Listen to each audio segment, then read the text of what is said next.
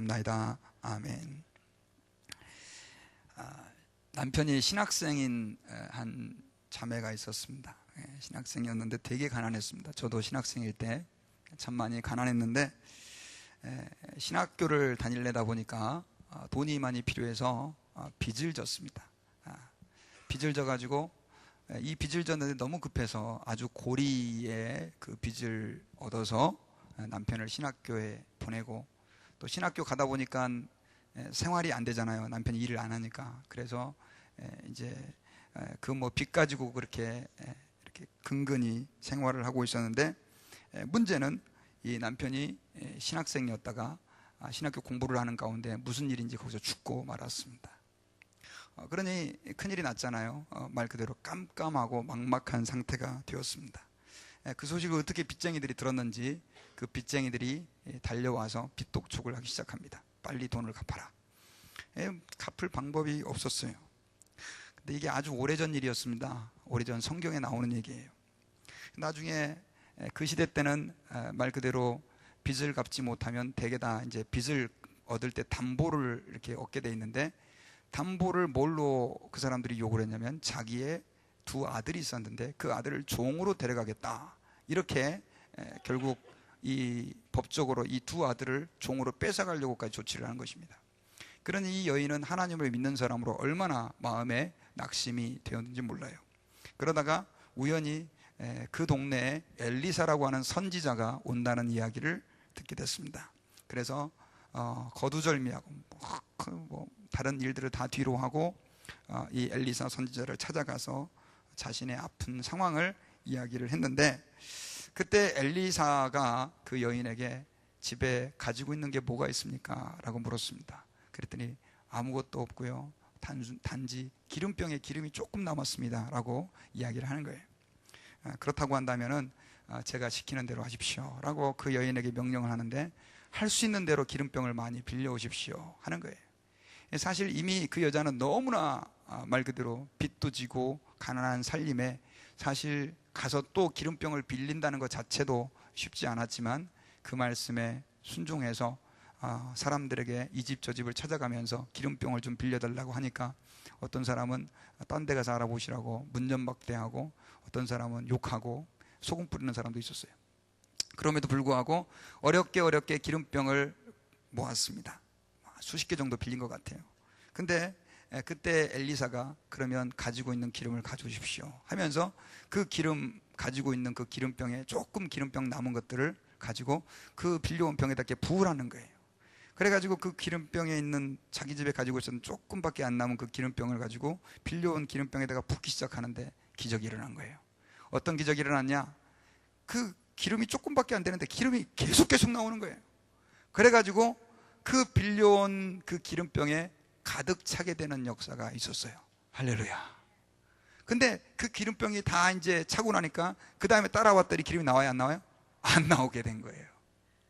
그러더니 이 엘리사 선지자가 뭐라고 얘기를 했냐면, 자, 이제 그 기름병을 가지고 기름을 팔아가지고 빚을 갚고 살림에 보탬이 되도록 하라고 그렇게 해가지고 결국 그 여인이 그 위기에서 살아나게 되는 이야기가 성경에 기록이 되어 있습니다. 여러분, 제가 그 이야기를 들으면서 그런 생각을 해봤습니다. 만약 그 여인이 기름병을 빌려오지 않았다고 한다면 무슨 일이 생겼을까? 아유, 저는 이미 빚이 많은데요, 어떻게 기름병을 또 빌려옵니까? 못 빌립니다. 했다고 한다면 과연 그 하나님의 축복과 은혜를 체험할 수 있었을까?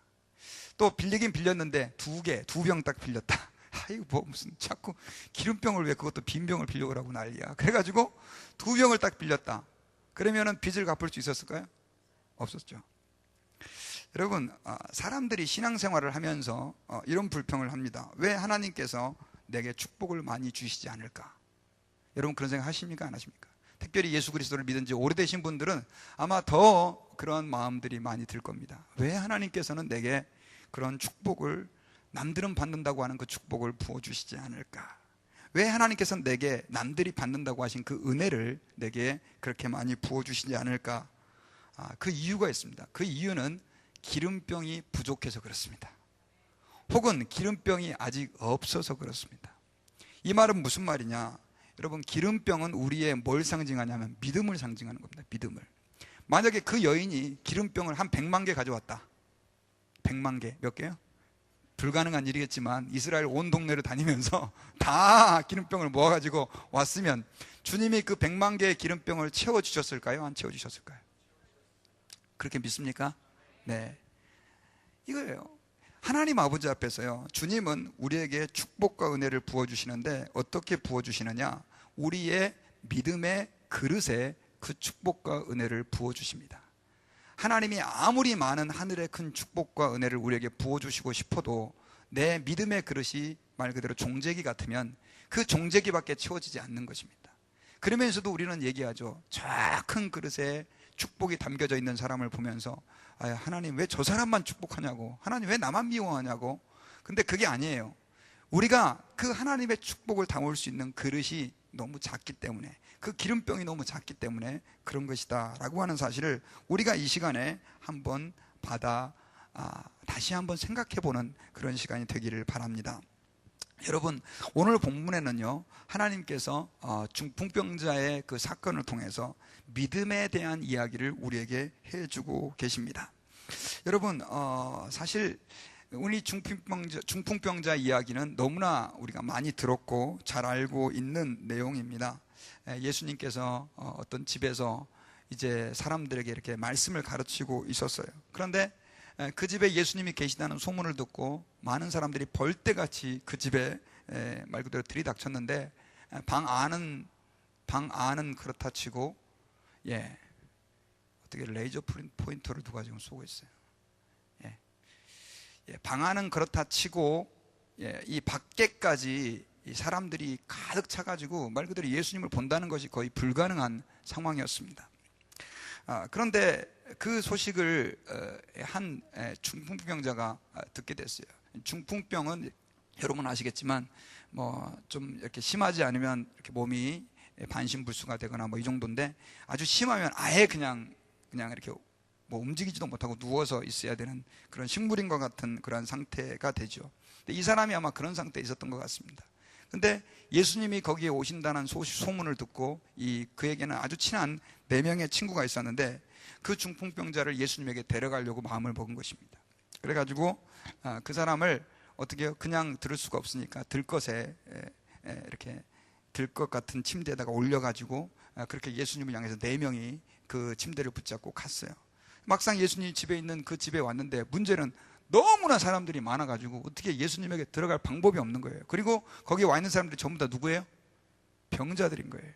그러니까 자기 순서에 돌아오기도 힘들겠다는 생각이 든 겁니다.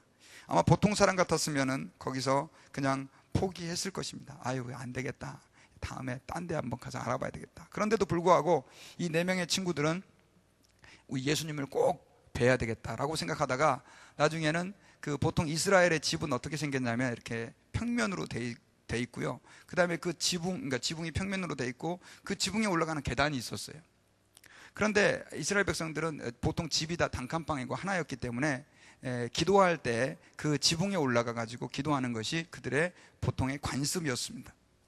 그런데 갑자기 이 4사람 중에 한 사람이 그럼 우리 이 친구를 지붕으로 데리고 와서 밑으로 뜯어내리자, 그런 어떤 황당한 제안을 한 것입니다. 다른 친구가 서로 얼굴 보면서 이게 가능하겠어?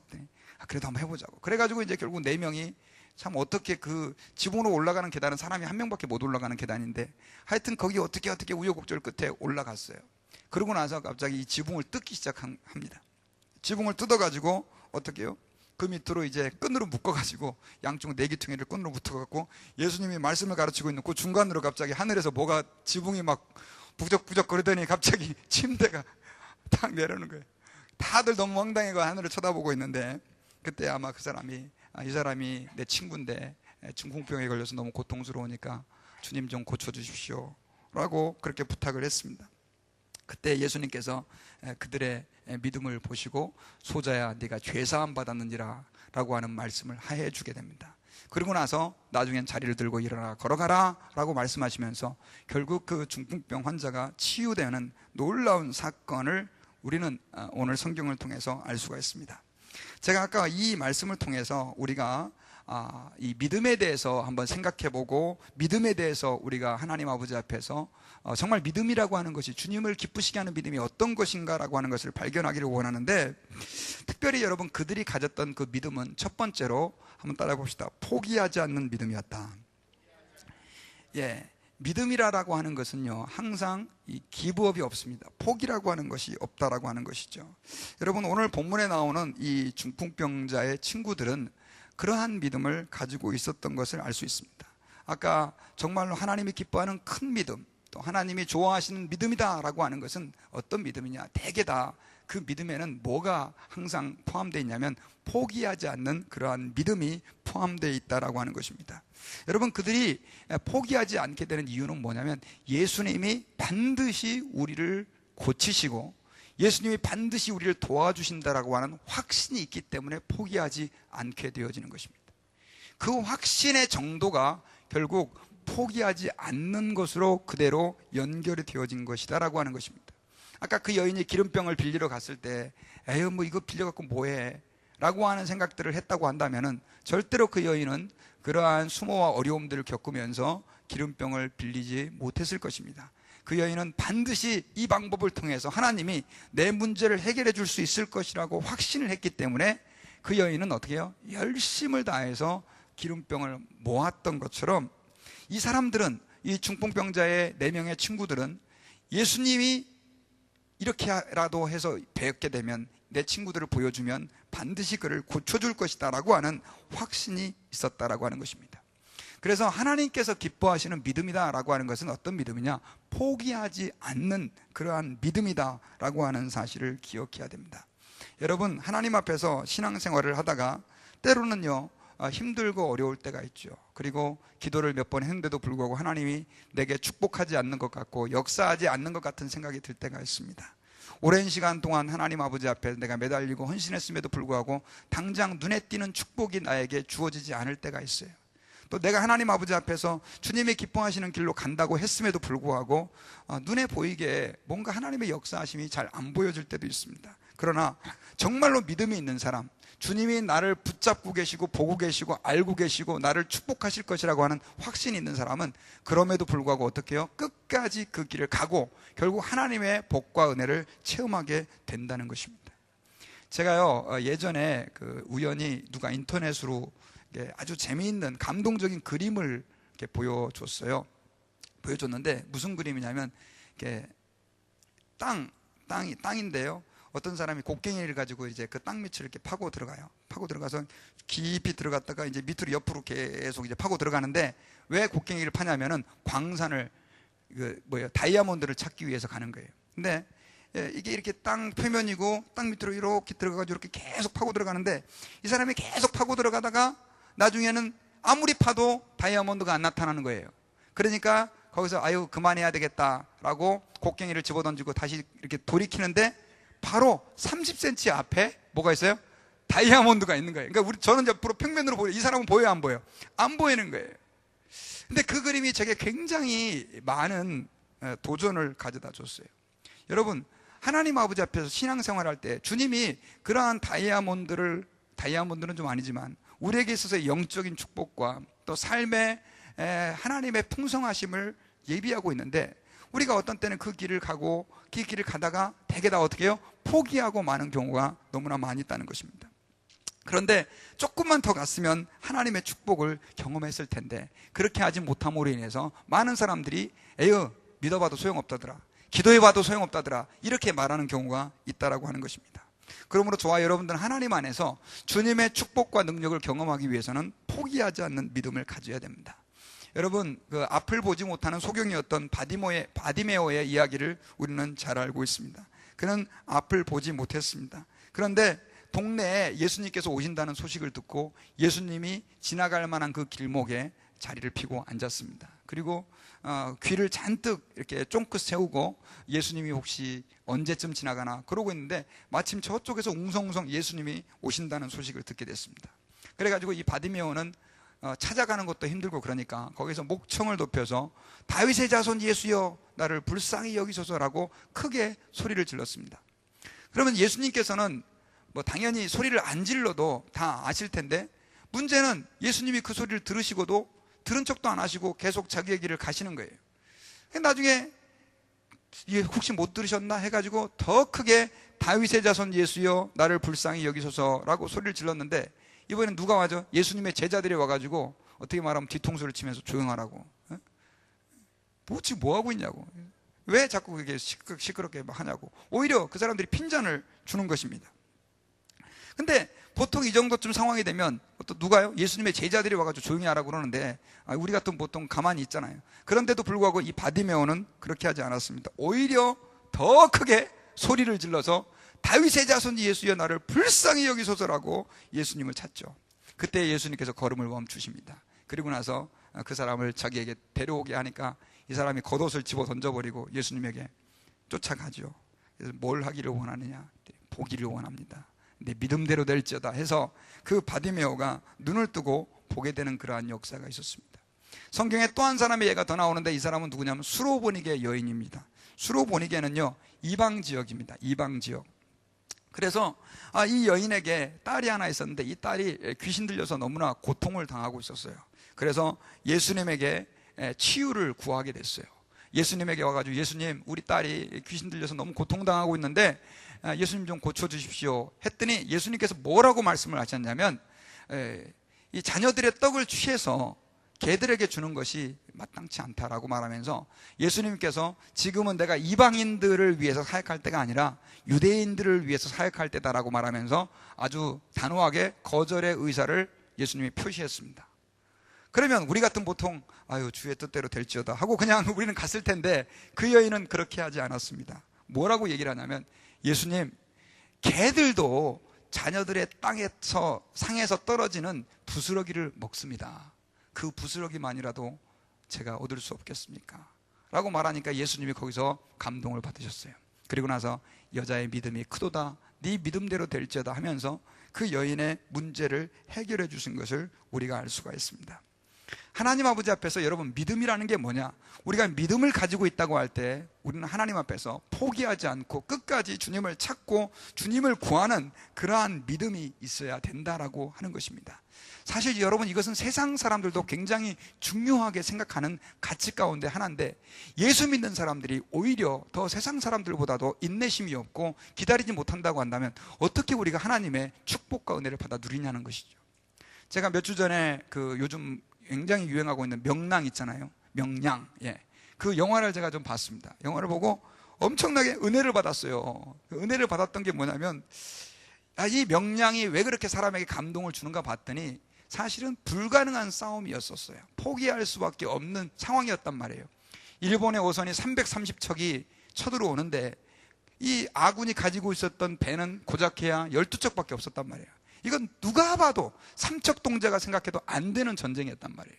근데 나중에 이순신 장군이 끝까지 포기하지 않고 죽을 각오를 하고 싸우니까 그 12척으로 그 330척을 막아내는 그러한 이야기였다는 것입니다. 여러분, 우리 예수 믿는 사람들은 이렇게 얘기를 합니다. 주님이 나와 함께 하십니다. 아멘. 그리고 하나님이 당신과 함께 하실 것입니다. 늘 우리는 이렇게 얘기한다고요. 기도할 때도 주님이 나와 함께 하십니다.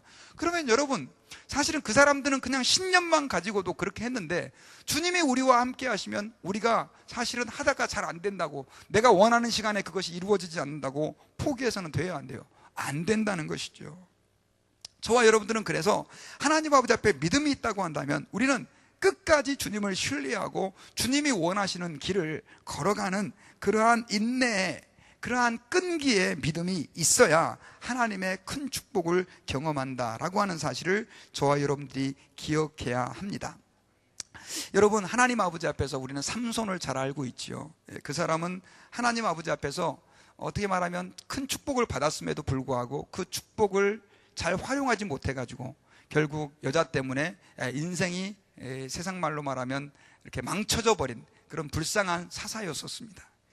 그런데 그가 나중에 이제 눈을 다 뽑히고 나서 이제 마지막으로 그 죽기 전에 그 수많은 블레셋 사람들이 모여있는 그곳에서 조롱을 당하고 있을 때, 어떻게 말하면 그 정도쯤 상황이 됐으면은 우리는 그냥 포기하고 이제 이러다가 난 죽는구나 하고 말았을 텐데, 삼손은 그렇게 하지 않았죠. 마지막으로 하나님 아버지 앞에서 그는 그 수많은 블레셋 사람들이 우상을 갖다 놓고 하나님을 믿는다고 하는 삼손을 조롱하는 그 자리에서 그는 이렇게 하나님께 기도를 합니다. 삼손이 여호와께 부르짖어 가로되 주 여호와여 구하옵나니 나를 생각하옵소서. 하나님이여 구하옵나니 이번만 나로 강하게 하사 블레셋 사람이 나의 두 눈을 뺀 원수를 단번에 갚게 하옵소서. 그렇게 기도를 해요. 그러고 나서 안 보이는 그 상태에서 기둥을 찾아가지고 그 기둥을 갖다가 기도하면서 밀었는데, 그때 오히려 하나님께서 또 힘을 주셔가지고 어떻게 해요? 마지막에 그 삼손을 통해서 수많은 블레셋 사람들, 하나님 앞에서 악한 사람들을 심판하는 그러한 계기로 사용했던 것을 저와 여러분들이 기억해야 합니다. 그러므로 저와 여러분들의 삶 가운데 우리가 믿음이 있다고 할 때 우리는 절대로 낙심하거나 포기해서는 안 됩니다. 세상에 믿음 생활을 하면서 이 땅의 삶을 살아가면서 어려움이 없는 사람은 없습니다. 우리는 누구나가 다 어려움을 겪는 것입니다. 믿음의 사람들은 그러한 어려움들을 낙심하지 않냐고 견뎌내는 그러한 담력과 끈기와 인내심을 가지고 있어야 된다는 거예요. 여러분, 그 아일랜드의 한 청년이 이런 아주 아픈 경험을 한 적이 있었습니다. 이 사람은 결혼식을 하루 앞두고, 그러니까 내일이면 결혼식인데 그 사람과 약혼한 그 약혼녀가 그냥 물에 빠져서 죽는 일이 벌어졌어요. 너무나 마음이 많이 아팠습니다. 말 그대로 세상을 살 소망도 없어지고, 그 다음 또 정말 그 밀려오는 슬픔에 먹고 싶지도 않고 그냥 죽고만 싶었습니다. 그래서 주위 사람들이 너무 힘들어하고 고통스러워하니까 그 사람을 캐나다로 가서 잠깐 좀 쉬고 오라고, 그렇게 이제 캐나다로 휴양을 보냈어요. 그런데 간지 얼마 안 됐는데 고향에서 또 소식이 들려왔는데, 어떤 소식이 들려왔냐면 어머니가 네가 떠난 다음에 중병에 걸려가지고 지금 사경을 헤매고 곧 돌아가실 것 같다라고 하는 그러한 비통의 소식을 듣게 된 것입니다. 그는 말 그대로 세상에 있는 모든 불행이 토네이도처럼 자기에게 다 한꺼번에 몰려온다는 것 때문에 하나님을 믿고 있는 사람이었지만 너무나 좌절했고 말 그대로 너무나 절망했었습니다. 그때 그는 하나님 아버지 앞에서 기도하기로 결정을 했습니다. 그리고 힘없이 무릎을 꿇고 이렇게 기도를 했습니다. 하나님, 제가 이렇게 너무너무 힘들고 어려운데 정말 이제는 더 이상 살 수망이 없는데 그래도 하나님이 나의 힘이 되시니 제가 하나님께 기도합니다. 우리 이미 떠난 이제 저의 약혼녀는 할 수 없지만 우리 어머니라도 꼭 살려주셔서 하나님 저를 위로해 주시옵소서라고 그렇게 기도를 했습니다. 하나님께서 만약 저의 기도를 들어주시면 제가 평생 주님을 위해서 살겠습니다 라고 그렇게 기도를 했는데, 그때 하나님께서 그 마음 가운데 평강으로 응답을 해주셨어요. 그때 마음이 편안해지는 거예요. 내가 할 수 없는 것이지 하나님이 하시는 거지 하고, 그때 이 사람이 시를 썼어요. 시를. 그때 쓴 시가 뭐냐면 어떤 시였냐? 시험 걱정 모든 괴로움 없는 사람 누군가, 부질없이 낙심 말고 기도드려 아뢰세. 찬송가 가사죠. 시험 걱정 모든 괴로움 없는 사람 누군가, 부질없이 낙심 말고 기도드려 아뢰세. 그 다음에 이런 진실하신 친구 찾아볼 수 없을까? 우리 약함 아시오니 어찌 아니하려까? 라고 하는 그 찬양. 이 사람의 이름이 마도 조지프 스크리븐이라고 하는 사람이에요. 나중에 이 사람이 이제 그 평안함을 가지고 고향에 달려갔는데 정말로 거짓말처럼 어머니가 그렇게 살아나가지고 건강을 회복했다라고 하는 그러한 이야기가 있습니다. 여러분, 하나님 아버지 앞에서 우리가 아무리 어려운 상황이 내게 닥쳐온다 할지라도 주님, 저는 절대 포기하지 않겠습니다. 하나님을 내가 끝까지 바라보겠습니다 하고 하는 그러한 담대한 믿음을 가질 때 주님께서는 그 일들 가운데 역사해 주시고, 그리고 엎드려 하나님께 기도할 때 주님은 그 문제가 오히려 변하여 복이 되는 축복을 허락해 주실 것입니다. 그리고 오늘 또 우리가 오늘 중풍병자 사건을 통해서 기억할 수 있는 것은, 믿음은 반드시 행동으로 표출되어야 된다고 하는 것입니다. 믿음이라고 하는 것은 행동으로 표출되어야 되는 거예요. 여러분, 하나님이 기뻐하시는 믿음은 안에 내면으로만 가지고 있는 것이 아니에요. 아까도 말씀드렸지만 정말로 그 4명의 중풍병자의 친구들이 하나님 아버지 앞에서 예수 그리스도를 신뢰하는 믿음이 있었기 때문에 그들은 지붕을 뚫고까지 그의 친구들을 예수님에게 내려보낼 수 있는 그러한 믿음이, 그러한 행동의 결과가 나타난 것처럼, 동일하게 하나님 아버지 앞에서 오늘 주님 앞에서 주님이 역사하시는 은혜를 체험하려고 한다면 우리는 행동으로 나타나는 믿음을 가지고 있어야만 한다라고 하는 것입니다. 여러분, 믿음이라고 하는 것은 그냥 이론이 아닙니다. 주여 믿습니다 액센트 줘가지고 그렇게 한다고 그래서 물론 그것도 귀한 일이죠. 그러나 그것이 절대적인 믿음이 아니라는 것입니다. 야고보서에서는 이렇게 말씀을 해주고 있습니다. 행함이 없는 믿음은 어떤 믿음이다? 죽은 믿음이다. 하나님 앞에서 아무리 내가 말로 믿음이 좋다고 해도 그 믿음으로 하나님이 역사해 주지 않는다는 거예요. 믿음에는 행동이 따라와 주어야 된다라고 하는 것입니다. 믿음에는 실천이라고 하는 것이 있어야 된다라고 하는 것입니다. 예수님께서는 이렇게 말씀을 했습니다. 나더러 주여 주여 하는 자가 다 하나님 나라에 들어갈 것이 아니라 아버지의 뜻대로 행하는 자라야 들어간다. 이 말은 우리가 행동을 잘해야 천국 간다 그런 뜻이 아닙니다. 하나님 아버지 앞에서 믿음 있는 사람이 천국 가는데 그 믿음은 말로만의 믿음이 아니라는 거죠. 그 믿음이라고 하는 것은 반드시 행동으로 나타나는 믿음이어야 한다라고 하는 것을 저와 여러분들이 기억해야 됩니다. 여러분, 신앙생활할 때 여러분들은 주님 앞에서 어떤 행동의 열매를, 삶의 열매를 가지고 계신지요? 여러분, 하나님께서 기뻐하시는 믿음은요, 반드시 증거가 있는 믿음입니다. 나타나는 믿음이다라고 하는 거예요. 백부장의 믿음을 보고 예수님께서 칭찬을 하셨잖아요. 이스라엘 사람들 중에서도 이만한 믿음을 만나보지 못했다, 그렇게 얘기를 했잖아요. 그런데 그 백부장이 어떤 믿음을 가지고 있었냐고요. 말씀만 하시면 주님의 그 말씀이 이루어질 것이라고 믿고 실제로 예수님에게 그렇게 표출을 했고 행동을 했단 말이죠.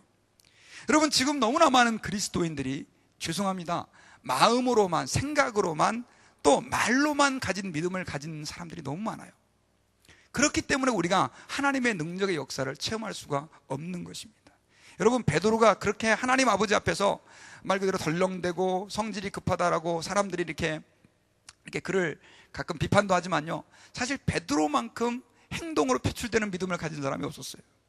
예수님께서 밤중에 물 위로 걸어오실 때 사람들이 다 귀신인 줄 알고 놀라 두려워 떨고 있을 때 예수님이 두려워 말라, 나다 그랬을 때 베드로가 뭐라고 그랬습니까?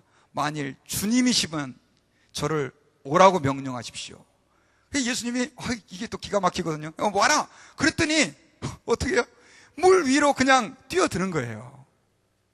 나중에 좀 있다가 파도를 보고 빠졌지만, 근데 문제는 그만한 믿음을 가진 사람들이 없다는 것입니다. 여러분, 여러분들이 만약 그 베드로의 입장이라고 한다면 정말 그렇게 하실 수 있냐는 거죠. 우리는 말로는 살아계신 하나님을 믿는다고 하지만 하나님 아버지 앞에서 행동으로 우리의 믿음을 표현하지 못하는 경우가 너무나 많이 있습니다. 특별히 여러분, 우리가 믿음으로 행동을 표현한다고 하는 것은 하나님 아버지 앞에서 저는 몇 가지 삶의 규칙을 지키는 것이라고 믿습니다. 그것은 한국교회가 가장 중요하게 생각하고 왔던 거죠. 첫 번째, 주의를 지키는 거예요. 여러분, 나는 하나님을 잘 믿습니다, 하나님을 사랑합니다. 그런데 주일날 와서 예배를 안 드려요. 그 말이 참말입니까 여러분? 어떻게 생각하십니까? 저는 아니라고 생각합니다. 이제 저희 교회에서도 이제 직분자를 세우려고 하는데, 여러분, 직분자를 세울 때 몇 가지 조건을 좀 봅니다. 그 가운데 하나가 뭐냐면 주일 성수를 하느냐, 하나님께 헌금을 잘 드리느냐, 이런 부분들을 봐요. 그거 하니까 준다, 그게 아니죠. 여러분, 믿음이 있는 사람들은 반드시 그러한 삶들을 나타낼 수밖에 없다는 것이죠. 저도 믿음이 없을 때는요, 참 예배 드리는 게 힘들었고 하나님 아버지 앞에 기도한다는 것이 정말로 말 그대로 도살장에 끌려가는 소처럼 그렇게 어렵고 힘든 일이었었어요. 그런데 나중에 믿음이 생기고 나니까 그게 하나도 힘들지 않고 너무나 즐거운 일이라고 하는 사실을 발견하게 된 것입니다. 여러분, 여러분들이 하나님을 사랑하는 믿음이 있다고 한다면 여러분들의 믿음을 주님을 위하여 표현하시고 드러낼 수 있기를 바라요. 그러기 위해서는 첫째로 하나님 아버지 앞에서 우리는 말세에는 모이기를 피하는 어떤 사람들의 습관과 같이 하지 말고라고 하는 말씀처럼 모이기에 힘써야 됩니다. 예수 믿는 사람들은 자꾸 모여서 하나님 앞에 기도하기를 힘쓰고 전도하기를 힘쓰고 그리스도 안에서 교제하기를 힘써야 된다는 거예요. 헌금 생활도 마찬가지입니다. 여러분, 사실 교회에서 헌금 얘기하면 저도 좀 헌금 설교 잘 안 하는 게, 워낙에 이 사람들이 교회는 맨날 헌금 얘기만 한다, 이런 어떤 부정적인 감정이 있어가지고 사실 저도 그 얘기를 하는 걸 좀 별로 불편하게 생각하고 있습니다. 그런데 여러분, 하나님 아버지 앞에 정말 믿음 있는 사람은 헌금하지 않을 수가 없다는 것이죠. 여러분, 하나님 앞에서 여러분들의 믿음을 물질로도 한번 표현해 보시기를 바랍니다. 하나님이 역사하지 않는지 하는지를 말라기서 3장에서는 테스트해 보라고 말씀하고 있어요. 왜냐하면요, 우리는 하나님 앞에 믿음이 있다고 하면서도 주님을 위하여 물질을 쓰는 걸 너무너무 아까워하거든요. 마르틴 루터는 이런 얘기를 했습니다. 돈 지갑이 회개하기 전까지는 그것은 진정한 회개가 아니다. 여러분들의 돈 지갑이 회개하기 전까지는 그 사람은 진정으로 회개한 사람이 아니라는 거예요. 정말 내가 하나님을 사랑하는 사람이라고 한다면, 돈이 어디로 흘러가는지를 본다고 한다면, 그 사람은 그 돈이 가장 많이 흘러가는 곳에 그의 마음이 있다는 것으로 나타난다는 거예요. 여러분들의 동전, 돈주머니는 지금 어디로 흘러가고 계십니까? 여러분들 하나님 아버지 앞에 우리가 정말 살아계신 하나님에 대한 믿음이 있다고 한다면, 우리는 하나님 아버지 앞에서 주를 위하여 물질을 쓰는 것을 아까워하지 않아야 될 줄 믿습니다. 아니, 목사님 저는 없는데요. 아까 예를 들면은요, 그 여인도 얘기했지만은요, 또 나중에 사렙다 그 과부도 얘기했지만, 그 밀가루 한 줌과 그 조금 남은 그 기름 가지고 그 떡을 가지고 먹고 이제 자식들하고 아들하고 죽으려고 했는데, 나중에 선지자가 그걸 가지고 떡 만들어서 나를 대접하라고 그러니까 결국 그 여인이 그렇게 하잖아요. 그때 하나님께서는 그 가정 가운데 오히려 더 풍성한 은혜를, 밀가루가 떨어지지 않고 기름이 떨어지지 않는 축복을 부어주셨던 것을 우리는 성경을 통해 알고 있습니다. 하나님 아버지 앞에서 주님을 우리의 물질로도 우리의 삶의 영역에서 좀 드러내고 믿음으로 증거하는 그러한 은혜가 저와 여러분들에게 있기를 주님의 이름으로 축원합니다. 그리고 또 믿음이 있는 사람들은 기도할 수밖에 없어요. 여러분, 하나님이 기도하면 역사하고, 제가 요즘 계속 기도를 강조하는 내용 가운데 한 가지가 뭐냐면요, 주님은 우리에게 복을 주시기를 원하시는데, 아까 제가 뭐 기름병 얘기했잖아요. 그 기름병을 저는 기도의 분량과 저는 비례한다고 믿습니다. 쉽게 말하면 하나님 아버지 앞에서 주님의 은혜와 축복과 역사하시면 우리의 기도와 직결되어 있다는 거예요. 하나님이 기도할 때 분명히 주신다고 약속했는데, 그 하나님을 믿는 사람이 어떻게 기도하지 않을 수 있냐는 것이죠. 전도 생활도 마찬가지입니다. 하나님 아버지 앞에서 주님이 나를 위해서 십자가에 죽어주셨다는 걸 믿었다고 한다면, 우리는 삶의 현장에서 믿지 않는 사람들을 어떻게 하면 그리스도께 인도할까 고민하면서 우리의 믿음을 드러낼 수밖에 없게 되어진다는 사실을 저와 여러분들이 꼭 기억해야 합니다. 그래서 여러분, 하나님 아버지 앞에서 주님이 기뻐하시는 믿음은 이렇게 겉으로 드러나고 표현되어지는 생동감 있는 믿음이라는 거예요.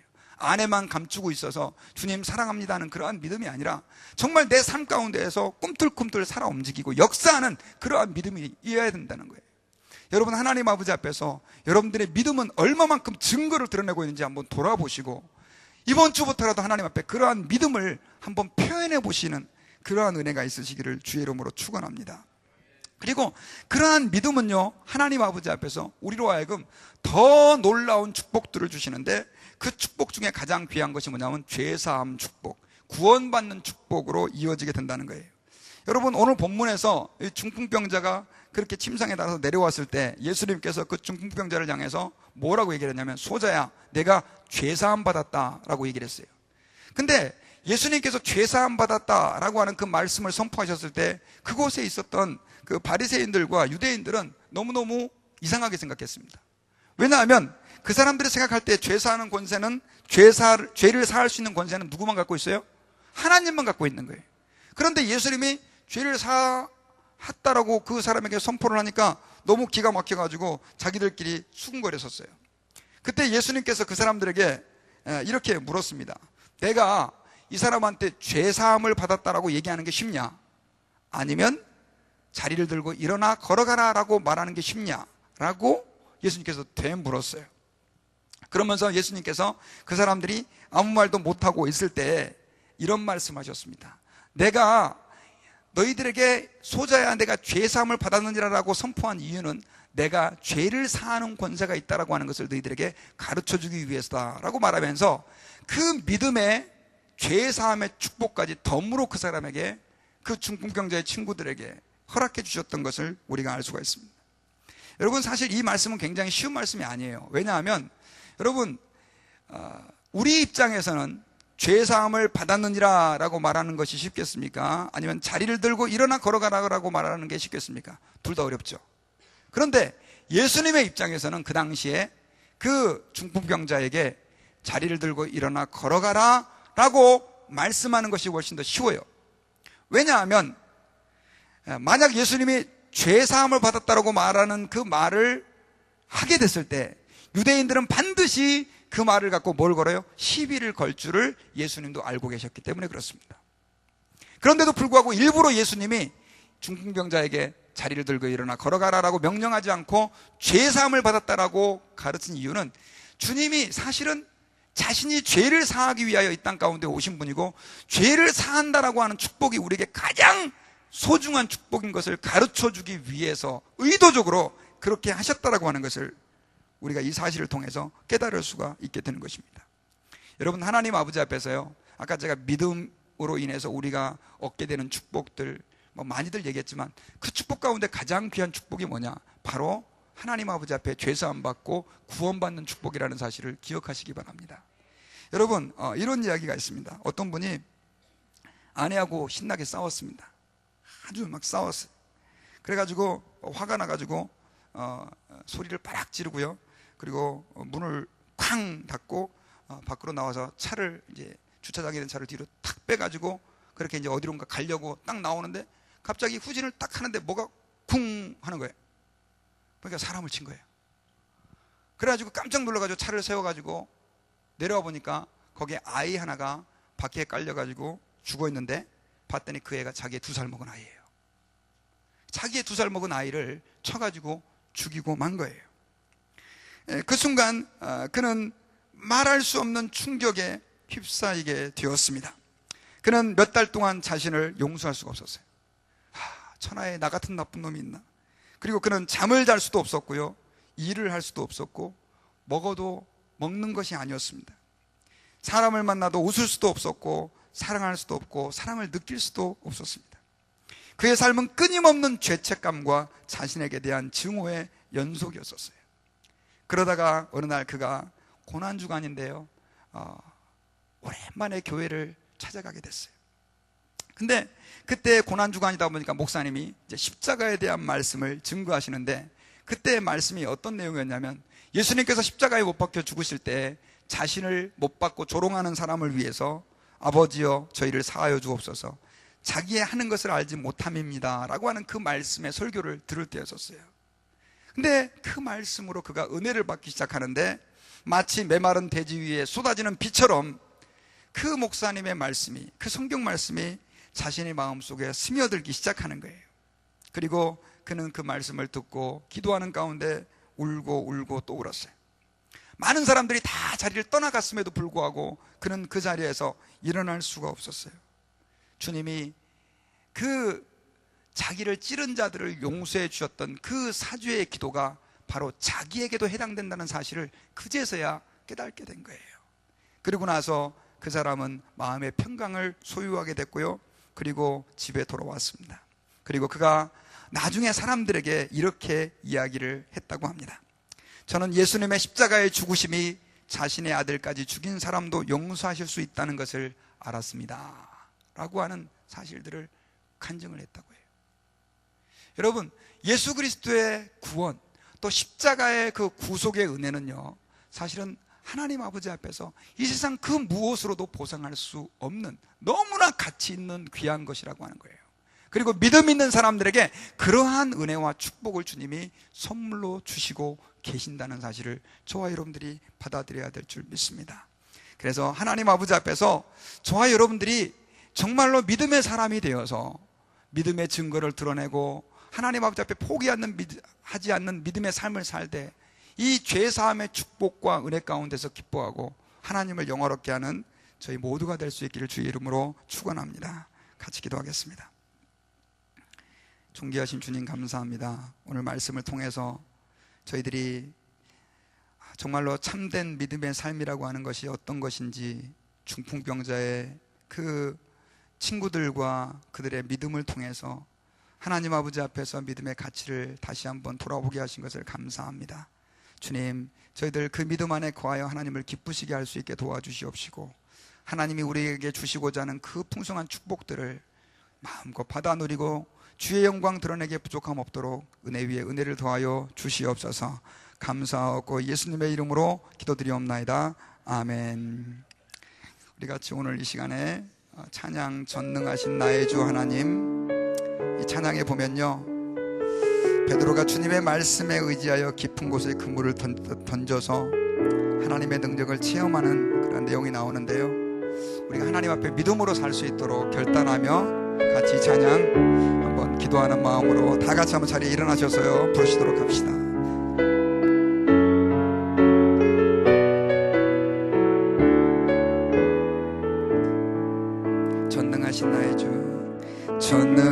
전능하신 나의 주 하나님은 능치 못하실 일 전혀 없네. 우리의 모든 간구도, 우리의 모든 생각도, 우리의 모든 꿈과 모든 소망도 신실하신 나의 주 하나님은 우리의 모든 괴로움 바꿀 수 있네. 불가능한 일 행하시고 죽은 자를 일으키시니 그를 이길 자 아무도 없네. 주의 말씀 의지하여 깊은 곳에 금을 던져 오늘 그가 놀라운 일을 이루시는 것 보라. 주의 말씀 의지하여 믿음으로 금을 던져 믿는 자에게 능치 못함 없네. 주의 말씀 의지하여 깊은 곳에 금을 던져 오늘 그가 놀라운 일을 이루시는 것 보라. 주의 말씀 의지하여 믿음으로 금을 던져 믿는 자에게 능치 못함 없네. 전능하신 나의 주, 한 번 더 고백합시다. 전능하신 나의 주 하나님은 능치 못하실 일 전혀 없네. 능치 못하실 일 전혀 없네. 우리의 모든 간구도, 우리의 모든 생각도, 우리의 모든 꿈과 모든 소망도 신실하신 나의 주 하나님은 우리의 모든 괴로움 바꿀 수 있네.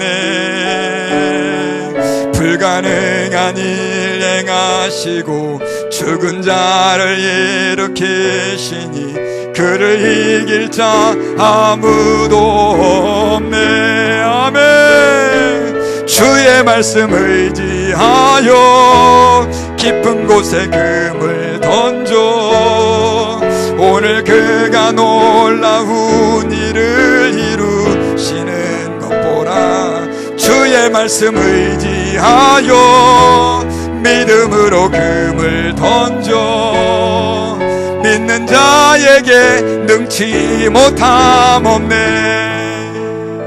같이 이 시간에 기도하실 때 오늘 말씀을 붙잡고 주님, 하나님을 믿을 때 주님께서 그 믿음을 통하여 역사하시는 것을 오늘 말씀을 통하여 들었습니다.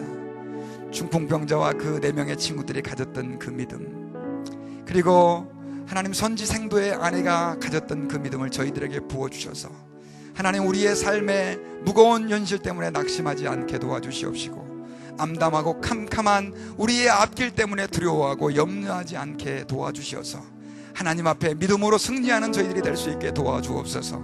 현실의 아픔과 고통을 인하여 더 기도할 수 있는 저희들이 될 수 있게 도와주셔서 그 일들을 통하여 일하시고 역사하시는 그 하나님을 우리의 믿음을 통하여 체험할 수 있게 도와달라고 합심하여 같이 한번 기도하시겠습니다. 존귀하신 하나님 아버지 감사합니다. 오늘 말씀을 통해서 우리가 하나님 아버지 앞에서 어떠한 믿음을 가져야 하는지, 또 그 믿음을 통하여 하나님께서 어떻게 역사하시는지를 발견하게 하심을 감사합니다. 성령께서 우리에게 역사해 주시고 함께 해주셔서 그 은혜와 믿음을 저에게 부어주시옵시고 하나님 아버지 믿음으로 하나님 아버지 앞에서 낙심하지 않게 도와주시옵시고 우리의 믿음의 증거를 드러내어 하나님을 기쁘시게 하는 저희들의 믿음이 될 수 있도록 하나님 도와주시고 역사해 주시기를 기도합니다. 기도합니다. 하나님은 어제나 오늘이나 변함이 없으신 살아계신 하나님이신 것을 저희들이 의심하지 않고 믿고 확신하며 그 위에 구할 수 있게 도와주시옵소서. 그리하여 하나님 우리를 통하여 하나님의 역사하심이 나타날 수 있게 도와주옵소서. 하나님 아버지, 그 중풍병자와 친구들의 믿음을 통하여 주님의 놀라운 복음이 그 사람들에게 선포되어지고 하나님 치유와 구속의 은혜를 함께 경험한 것처럼 동일하게 이러한 역사가 우리 가운데 있게 도와주시고, 하나님 아버지, 우리 성도들이 하나님의 살아계심과 능력을 확신케 되는 놀라운 은혜를 도와주시옵소서. 우리의 믿음을 주님 앞에 내려놓습니다. 그 믿음 위에 역사하여 주시옵소서. 지금은 우리를 위하여 십자가에 죽으시고 부활하신 예수 그리스도의 은혜와 아버지 하나님의 다함이 없으신 사랑하심과 성령님의 감동하시고 감화하시는 역사하심이 오늘 믿음으로 주님 앞에서 하나님이 우리에게 주시고자 하는 큰 복을 받아 누리기를 원하는 성도들 위해 이제로부터 영원 무궁토록 함께 계실지어다. 아멘.